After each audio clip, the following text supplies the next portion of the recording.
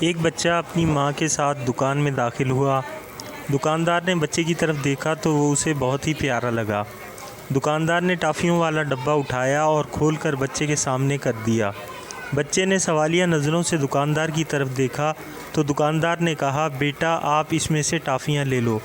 بچے نے انکار کر دیا۔ دکاندار نے اصرار کیا لیکن بچہ نہ مانا۔ دکاندار نے بچے کی ماں کی طرف دیکھا۔ ماں نے اپنے بیٹے کو ٹافیاں لینے کی اجازت دے دی اور ٹافیاں لینے کو کہا، لیکن بچے نے نفی میں سر ہلا دیا۔ اب دکاندار کے ساتھ ساتھ ماں بھی حیران ہو گئی کہ بچہ ٹافیاں کیوں نہیں لے رہا۔ آخرکار دکاندار نے خود ڈبے میں سے مٹھی بھر کر ٹافیاں نکالیں اور ہاتھ بچے کی طرف بڑھایا۔ بچے نے فوراً ہی ٹافیاں لے لیں اور خوش ہو گیا۔ گھر آ کر ماں نے بچے سے پوچھا، کیا وجہ تھی کہ تم نے پہلے ٹافیاں نہیں لیں؟ پھر جب دکاندار نے دیں تو تم نے فوراً ٹافیاں پکڑ لیں۔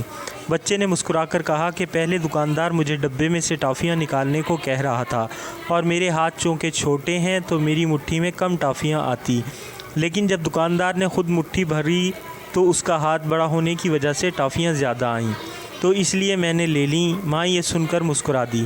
اس کہانی سے ہمیں یہ سبق ملتا ہے کہ جب ہم اللہ سے کچھ مانگتے ہیں تو اپنی سوچ کے مطابق مانگتے ہیں، لیکن اللہ ہمیں اپنی شان کے مطابق عطا فرماتا ہے، تو ہم اللہ سے اس کی شان کے مطابق مانگا کریں۔ اس کے خزانوں میں کوئی کمی نہیں ہے اور نہ ہی کبھی ہوگی، نہ ہی آتی ہے۔